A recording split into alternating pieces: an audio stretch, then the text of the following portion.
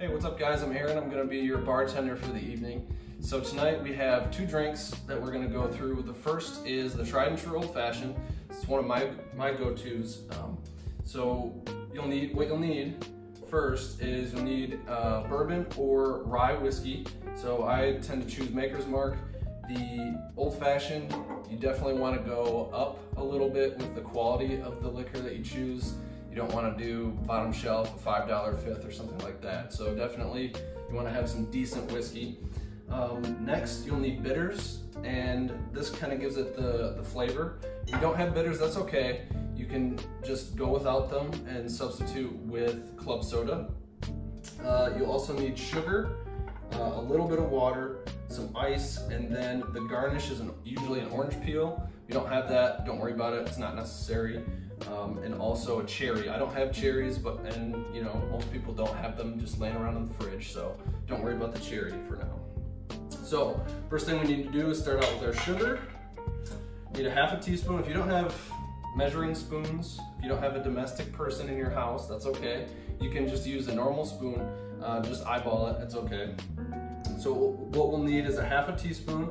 So I'm even gonna eyeball a little bit. It needs a little bit extra sugar. So put that into the bottom of your glass. So you have that. So now now's the time for the bitters. So you'll put 3 dashes or 3 or 4 dashes of bitters in there, right under the sugar. If you don't have the bitters, that's okay. Just use the club soda for now, and that'll be fine. You can skip this step. So we'll put our bitters in there, get a decent amount going. And then you need a teaspoon of water. I have a glass right here, so I don't have to turn around. So we'll put a teaspoon in there. So we have our sugar, our bitters, or club soda, and water. This will make us a simple syrup. So next you wanna stir that in and around the glass just until the sugar dissolves. Give it about 10-15 seconds, nothing crazy. All right, so we're looking good there. And then you want to pour in your bourbon or your rye, if that's what you want. So generally it goes 2 ounces of bourbon in there. And so a regular shot glass is 2 ounces. So I just pour a shot in there. You can eyeball it. If you're eyeballing it, that's fine. So we'll get 2 ounces in there. I like mine a little stronger, so I'll put another little bit in there. And then we'll stir it again.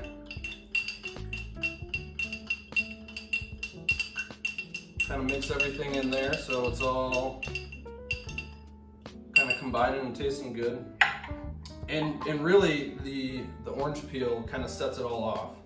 So grab an orange. If you don't have a peeler or anything like that, you can just slice an orange peel off with a knife, that's fine. I just felt a little fancy, so we'll just take the peeler, get a nice peel in there,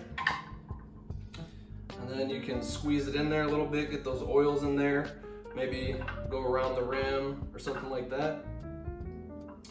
Put it in there, get a couple of ice cubes. I just have regular ice cubes. You know those ball ice cubes or those big ice cubes? That's what those are for. So you can put those in there, but I don't have that, so I'm just gonna use regular ice cubes. We'll get those in there, stir it one more time, and there you go. That's your old fashioned. Enjoy. All right, guys, this is the second cocktail of the evening. This is called the Marvelous Magnolia, and this will probably be a little bit better for those of you who aren't whiskey drinkers or rye drinkers. So what you'll need for this cocktail is tequila. If you do not like tequila, you can switch it out with vodka. I would not recommend using gin, so I would stick with either tequila or vodka for this drink. You'll need Sprite or 7-Up, lemon lime soda. You'll need I'm using a pint glass. This is what I usually drink my bigger cocktails out of.